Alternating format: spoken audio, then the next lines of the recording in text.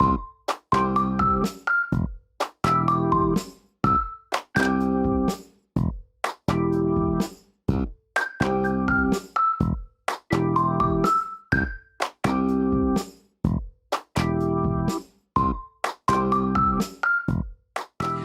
hello, and welcome to another recording of Treasury Talks, where we speak with thought leaders across the nation on topics that are extremely relevant to our economy, our finances, and a lot of what we have going on across state governments and state and local government. Here with me today, so honored to have Treasurer Shawn Wooden of Connecticut. Treasurer Wooden was sworn in as state treasurer on January 9th, 2019, following his successful 21-year career as an investment attorney and public service as city council president of Hartford.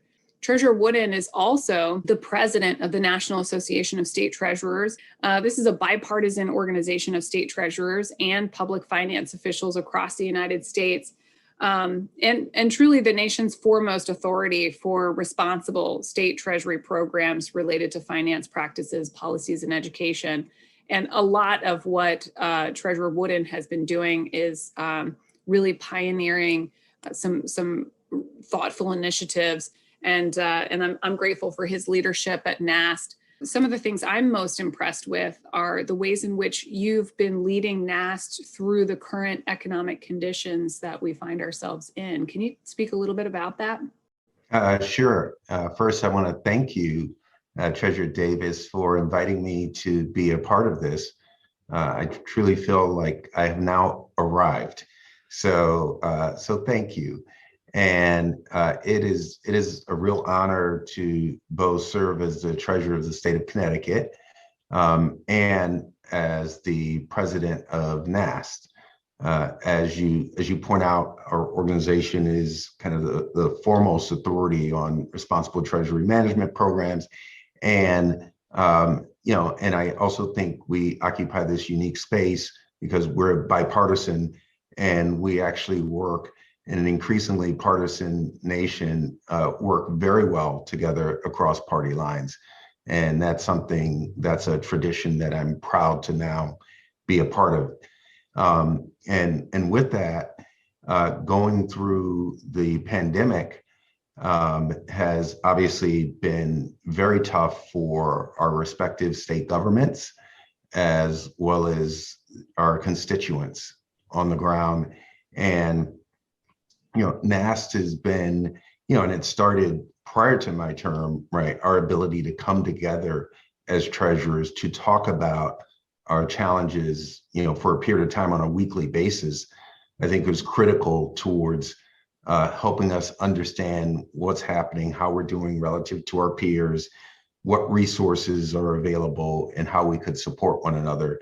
And so I'm very proud of the work that we've done together through that, as we have done our part in our respective states of making sure that, we pay our bills on time, we have lines of credit and other liquidity available, and thinking about, the federal government's response to the pandemic and utilizing NAST as a critical vehicle and voice with the administration federally, and saying, these are our needs, these are our priorities, and doing that on a bipartisan basis has been very, very powerful. And our ability to get information out of Treasury has been, so NAST has been kind of a great vehicle throughout the pandemic in so many ways.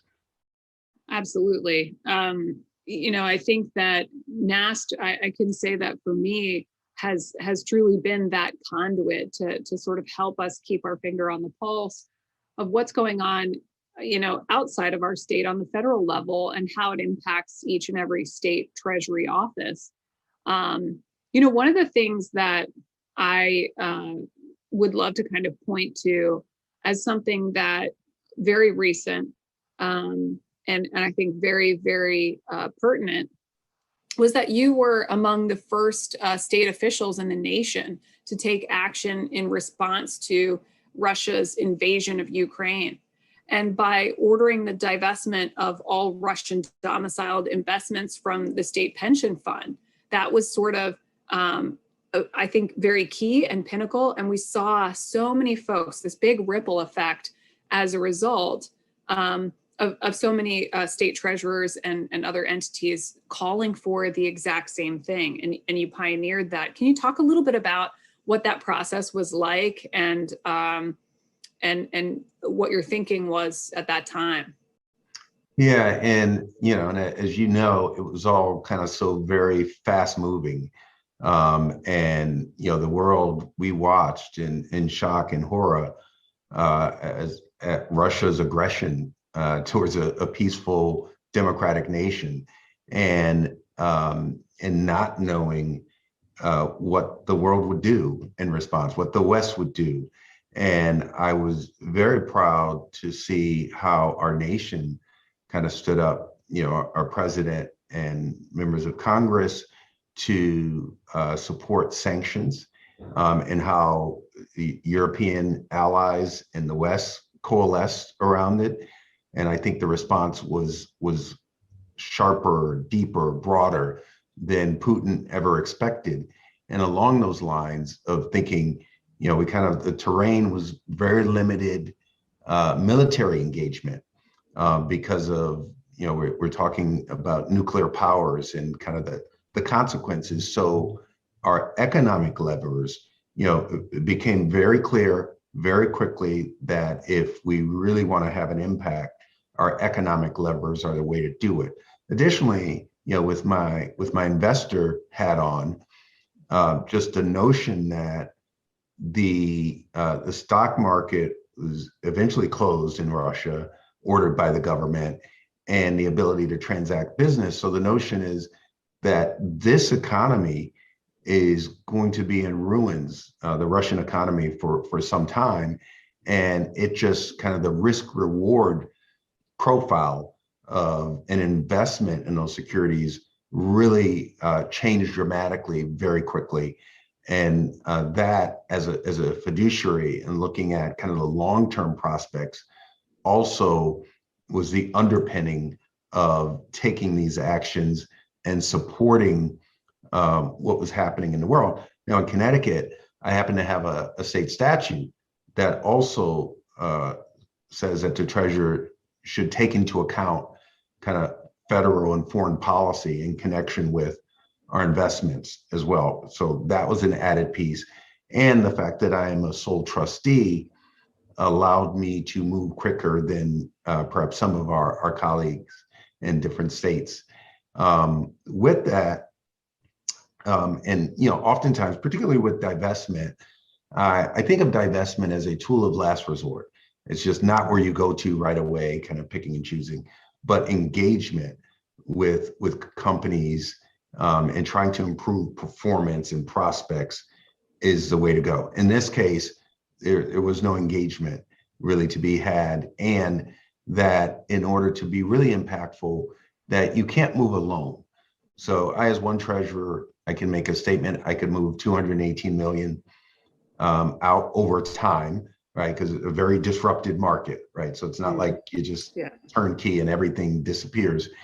So working with you and others across the country, I'm very proud that NAS came together and the leadership to issue a statement early on, and then treasurers, close to 40 of us across the country, Republicans, Democrats, on a bipartisan basis, came out together to urge divestment and pulling back in ways that we can in our respective states. And so that was, a very proud moment and unifying moment, I think, for us as treasurers in the country.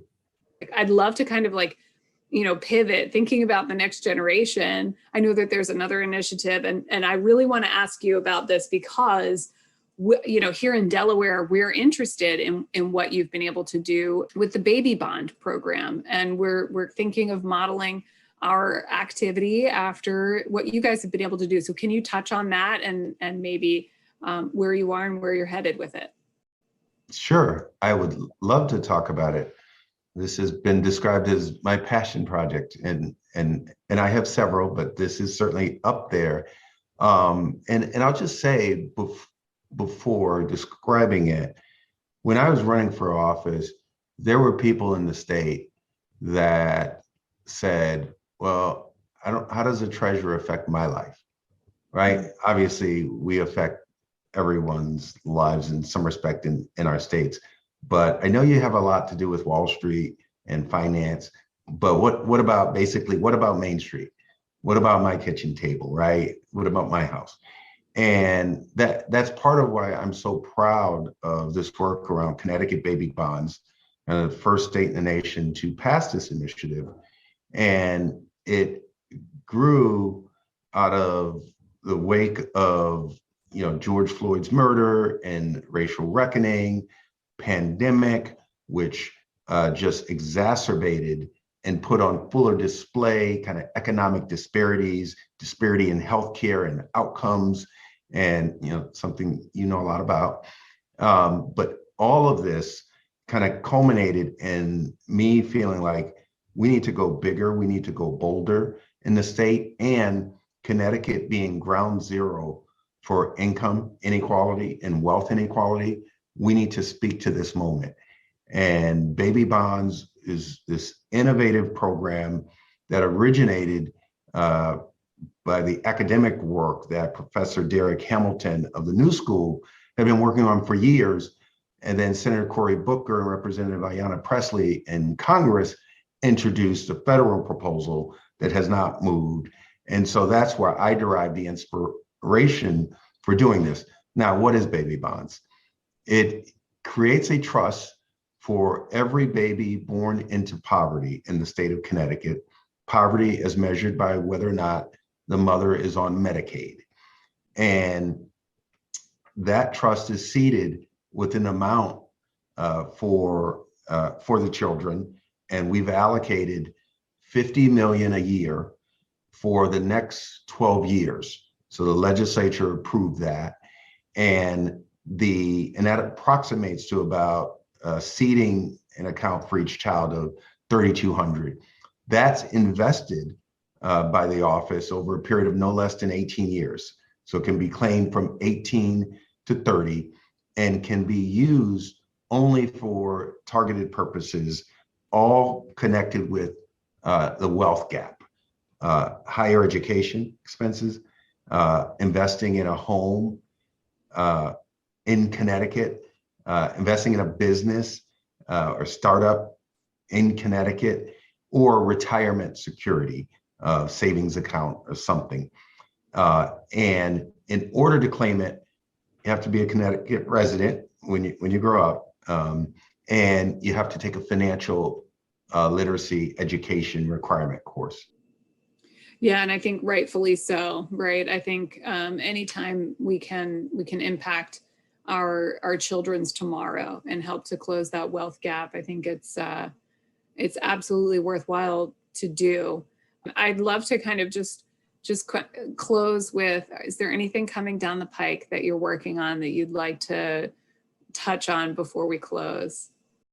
Well, I'll close with talking about NAST and the focus under my presidency and hopefully beyond is one, like looking at the workforce. We had a Commission to Public Finance workforce study, and it showed what a lot of us are seeing on the front lines, which is the need for more employees coming into the profession. And so there will be a big focus on taking the next step from that study to looking at recruiting, retention, professional development, and the pipeline programs. Another piece is around diversity, equity, and inclusion, and the priority of, it's like interesting that it's coupled with these shortages, right? But we have the opportunity to remake kind of the face of the public finance workforce in our country, in our respective offices because of this. And as treasurers, we have these unique seats in these unique roles and ability to lean in, right? And we are at a moment in our nation where, I think the nation is begging for more people in leadership to lean into this space and to make our society better, more equitable, more just. And so this committee and the work that they will facilitate, I'm very much looking forward to that. And to continue, thirdly, to continue to push on kind of those areas of bipartisan common interest amongst treasurers of all states, whether it's around unclaimed property and our efforts to get the federal government to identify these savings bonds so that we can reconnect them with their rightful owners, whether it's in debt management and advanced refundings, which save our taxpayers millions of dollars in getting that reinstituted, which was taken out. We lost that ability in the Trump tax reform bill. But we have a host of things around 529 college savings plans, making that an even better program and more advantages in terms of participation. So we have a host of kind of bipartisan things that we have come together around and kind of pushing and cajoling in Congress to get those enacted. Yeah, it's a huge slate. It's a huge slate of initiatives, and I think no one's better to lead us through this. So I'm really excited, and I really appreciate your leadership. And thank you so much for coming on today. I really appreciate it. And thank you for your leadership in NAST and your contributions. It is truly a joy to work with you. Thank you. You as well. You as well.